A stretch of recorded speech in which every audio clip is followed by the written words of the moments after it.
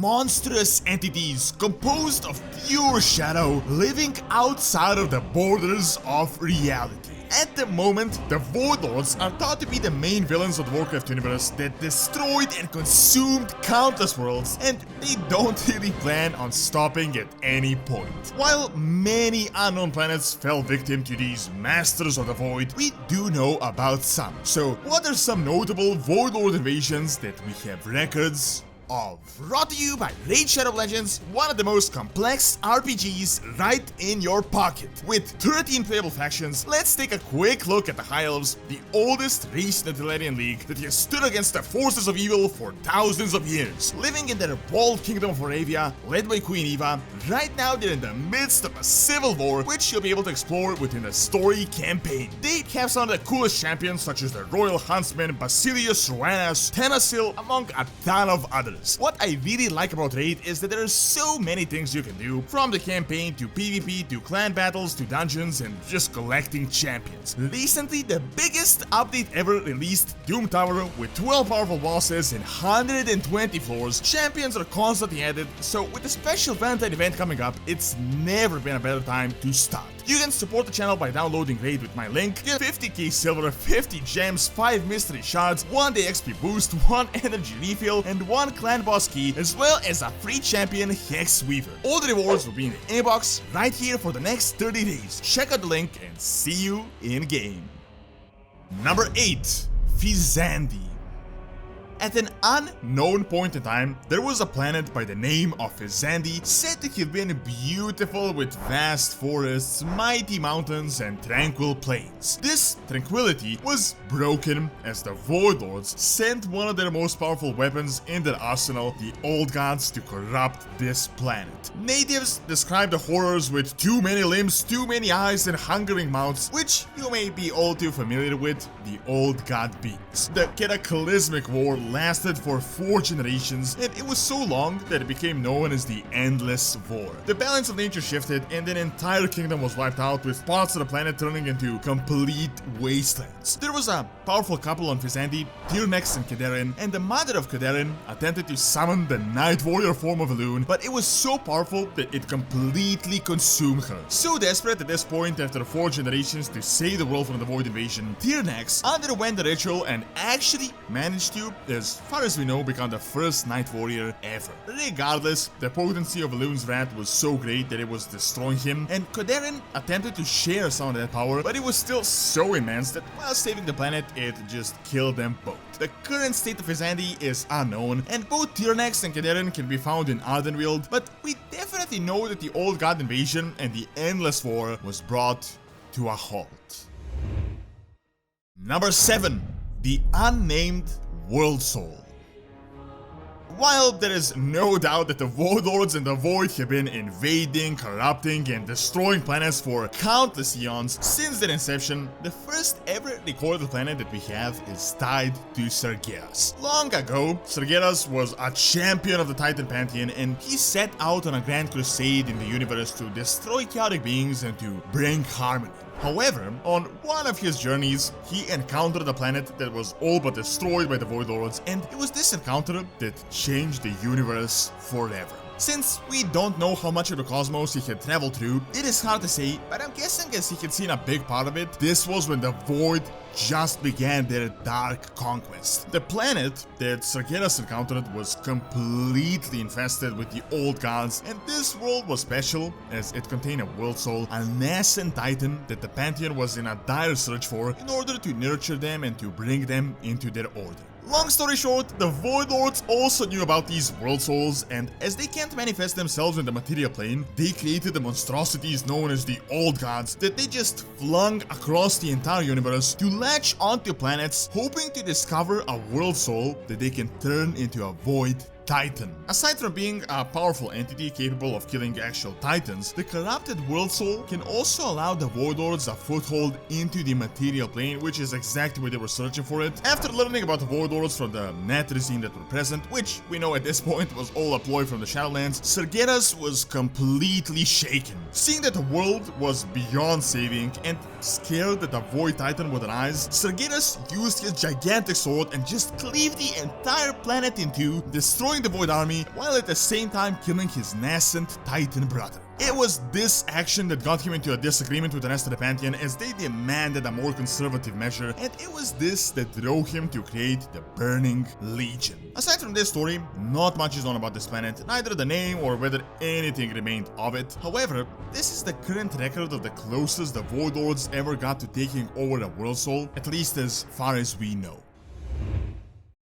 Number 6. Karkora. The planet that we have the least amount of information about. We know at an unknown point in time, the Mencius, the All-Devouring, a very powerful Void Lord, attempted to annihilate yet another planet. The mortal denizens of Karkora faced complete and utter destruction, but the planet was saved by the light, the arch-nemesis of the Void. As the Mencius shrouded Karkora in Void energies and prepared their ultimate doom, the Naru Ture expanded his own life force, shattering himself into fragments and sparking a colossal holy Noah of pure light. The immense amount of energy poured over the entirety of the planet, washing away all Void energies and banishing the Mencius from the world. Aside from that, little is known of Karkora, except that the light saved this planet from one of the most powerful forces in the entire universe. Number 5. Outland.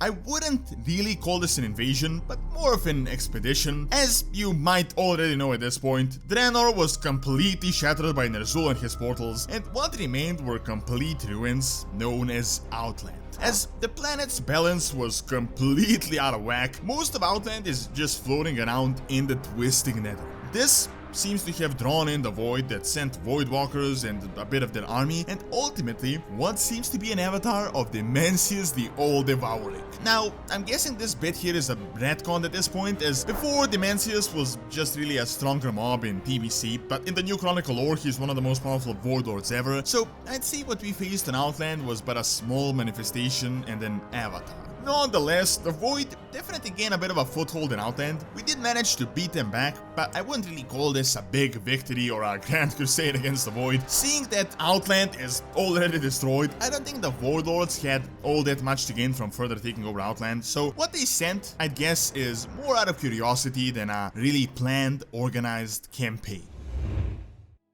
Number 4. Kalesh. Kalesh was an arid planet with at least 2 suns and was home to a thriving ecosystem. The world was ruled by Nexus King Salhadar together with the Ethereum. At an unknown point in time, an incredibly powerful Void Lord, the Mencius the All-Devouring, once again, under unclear circumstances, discovered the planet and decided to completely annihilate it. As was his strategy, the Mencius opened countless gateways into the Void and the Twisting Nether, bathing Kalesh in an immense amount of dark and arcane energies. The mortals, as a last resort, constructed magical barriers in order to protect what was left, and while they were successful in blocking the Void, the dark energies, unfortunately, the arcane seeped through and it completely destroyed their physical forms. The Kalesh race was subsequently so infused with the arcane that they became a completely new species. While destroyed, this influx of arcane enhanced both their minds and their magical abilities, and it allowed them to continue the fight against the Mencius. However, this was but a small setback for the all-powerful Void Lord that began summoning vast armies of Void creatures that ultimately forced the ethereals to flee into the Twisting Nether. Since then, the ethereals have been in exile, while the planet was said to have been completely destroyed, although some sources say that a portion might have survived the Void Cataclysm. Nonetheless, the ethereals are still around, as you have obviously seen them, and they have sworn to fight the Void to avenge Kalesh, and I'm guessing we are yet to see their full army in the possible upcoming Void expansion. Number 3. Unnamed planets. This isn't a particular invasion, but it is actually the bulk of the Void Lord activity, as the reality is that we only have records of a few of their campaigns. It has been hinted that the Void Lords are more than just powerful and have been consuming planets for eons, but we got a quick glimpse of this by the Nightborn Astromancer in Nighthold. He showed us catastrophes in the universe, such as planets shattered by the Burning Legion, and among these visions, we've seen a terrifying sight of 6 planets completely overtaken by the Void. Currently, we have no information on what they are, whether there was life on those planets, but just by looking at the image, you might see that they're in quite a terrible state. The world seems to be completely overwhelmed by what seems like old god beings that have grown so powerful that their tentacles literally consume the entire planet and they're completely bathed in void energies. I would guess that at this point these planets are dead and are far beyond saving. While we don't have confirmation of how powerful the void has grown, these 6 only seem like a glimpse of what is going on, so I'd say the Void Lords have more than likely consumed a lot more. Number 2, the Black Empire.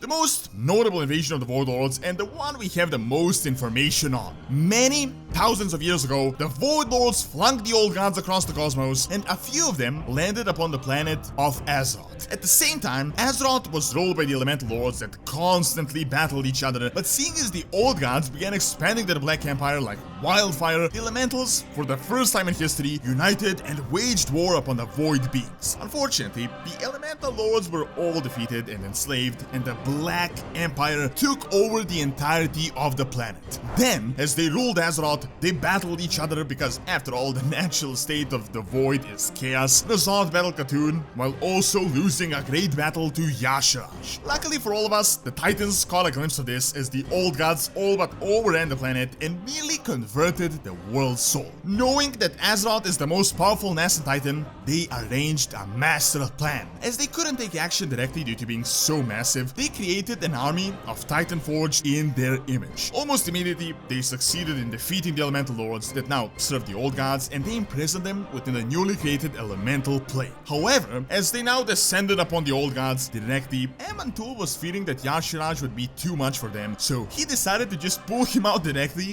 which caused a massive wound known as the Well of Eternity that nearly killed the world's soul. However, after this setback, the Titans were successful in imprisoning all of the old gods as the Black Empire was shattered. Since then, the old gods remained imprisoned, and we have seen their influence ultimately culminating in the most recent N'Zoth battle. At this point, the old gods are thought to be destroyed, but I feel like the Void is going to return at some point. I feel like this time, the Void Lords will come to Azeroth, but not with their old god minions, but in their full form, and we might face something much worse than a Black Empire.